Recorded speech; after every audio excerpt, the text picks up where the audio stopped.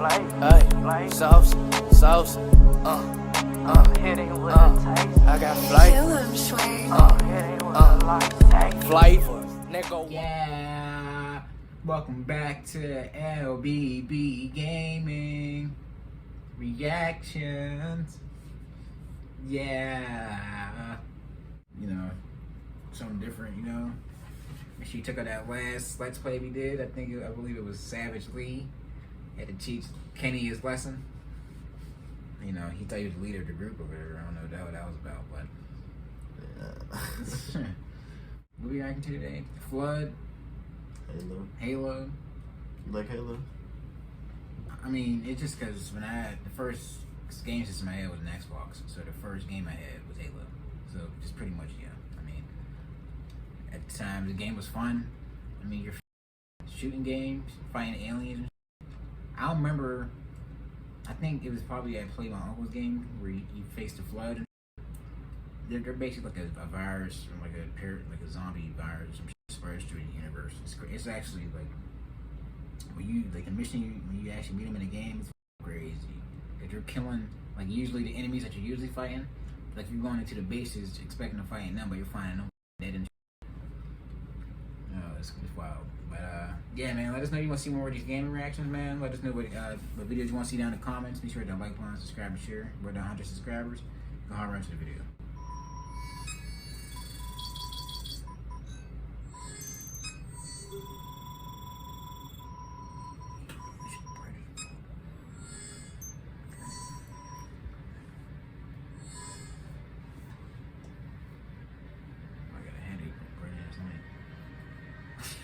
No civilization that grows beneath a veil of stars can resist assigning some sort of meaning to them. When humanity first escaped the confines of Earth and began exploring the universe, they brought with them, like so many others before, an earnest hope that some grand understanding or purpose might be found in the darkness. But the galaxy raised only more questions, the greatest of which came from the ruins of a species that would come to be known as the Forerunners. How a race of such sophistication and power could disappear in an instant, and the purpose of the mysterious relics they left behind would lead to war and carnage by those who followed them. But the answer would be far worse than this question, for it came in the form of the Flood. Yeah, I remember seeing that shit in the game. It's nasty. Parasitic, invasive, and extraordinarily adaptable, the multitude of life forms and mutations that constitute the Flood have no equal in the natural world. They are an aberration within the study of biology and are incompatible with every natural ecosystem. Yet, despite their grotesque appearance and typically wild behavior, as an outbreak spreads, the Flood have the potential to become a self-aware and highly intelligent entity, matching or surpassing any civilization in galactic history. They are an almost perfect life form, but one that can only persist through the extermination of all others. In their most basic form, the Flood exists as a minuscule airborne particulate known as flood spores.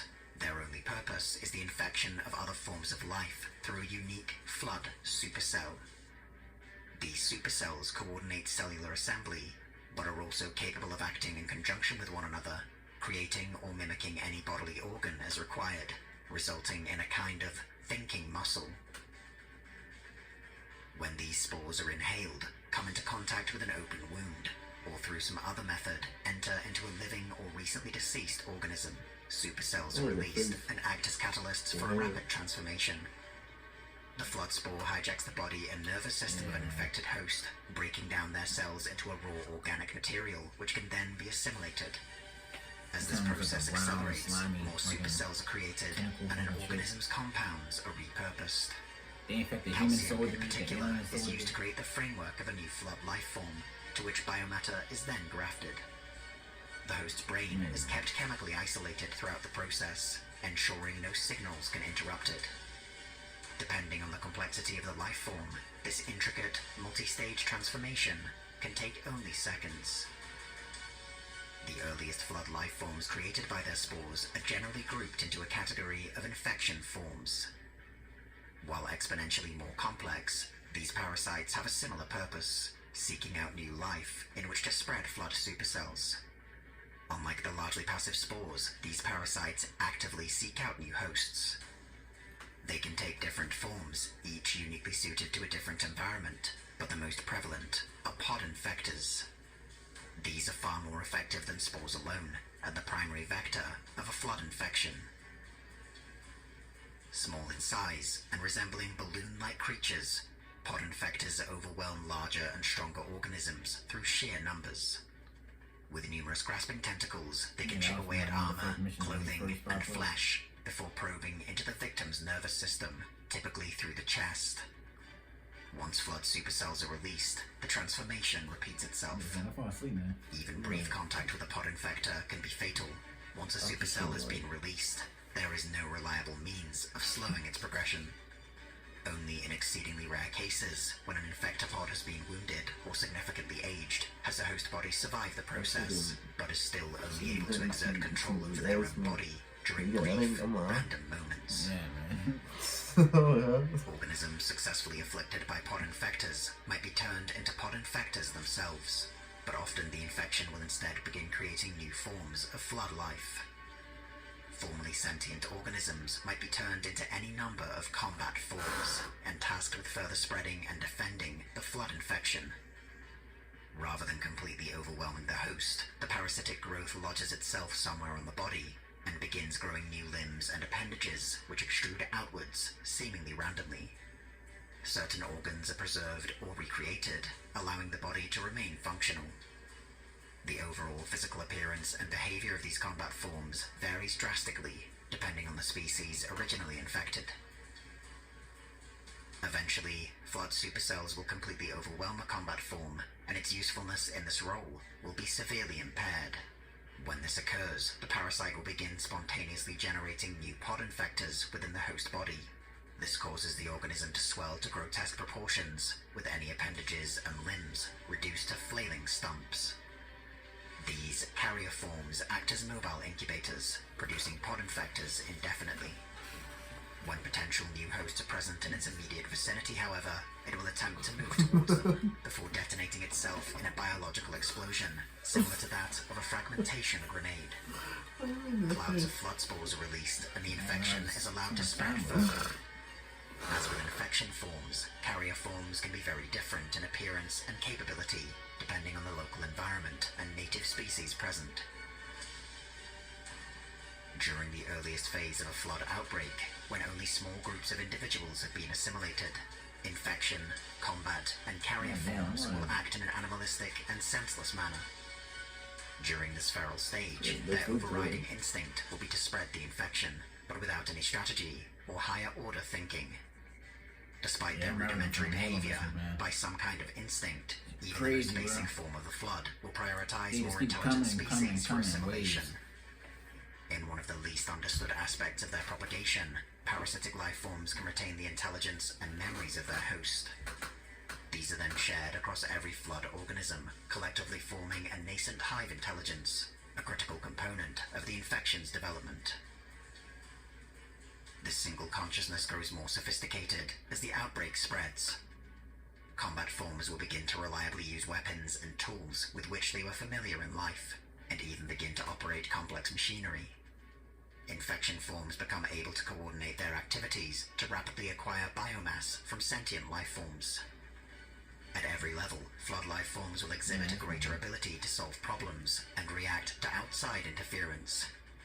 At an indeterminate moment, this consciousness will reach a tipping point, and the flood will begin to enter into a new, coordinated stage. From enormous amounts of raw biomass, a physical embodiment of the supreme flood intelligence is crafted, a grave mind. The grave mind is the highest stage of the flood's biological development, directing the outbreak as a whole to perform intricate tasks and enact complex strategic thinking. Through the absorption of countless memories, it will possess an extraordinary awareness of entire species and attempt to manipulate or deceive them in subtle or overt ways. To coordinate its growing capabilities, a grave mind will begin producing key minds, specialized forms that amplify the effectiveness of the shared consciousness. The most common key mind is known colloquially as abominations and drastically improves the abilities of nearby flood organisms. The grave mind will additionally attempt to replicate itself, creating additional proto-grave minds. These have the potential to grow into fully formed grave minds themselves, but no matter how many there are, they are merely representations of a single shared intelligence. The capability and capacity of that intelligence will depend heavily on how many key minds it controls. Once a grave mind has asserted itself over the flood, and the coordinated stage of the outbreak is well underway, a new evolution will occur. The most advanced category of flood creations, beneath only the key minds, are designated pure forms.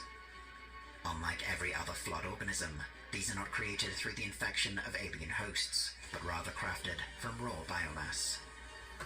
Without the restrictions of a host's body, these can take any number of subforms, usually adapting to directly counter threats. Wow. Yeah, I just remember that stage in Halo and seeing them come out in waves and waves and waves. I mean, it's kind of really fast. Yeah, it's like you're shooting like you're shooting over here, and you see like another fucking wave with like them floating things with the tentacles and shit run up on you. It's kind of. I mean, you'll get used to it obviously as you play on it. Like, I mean, it's just interesting because you see like the soldiers get infected, and you can see like their faces are still there, but like the monster, like the little patch of ground when we get the tentacle.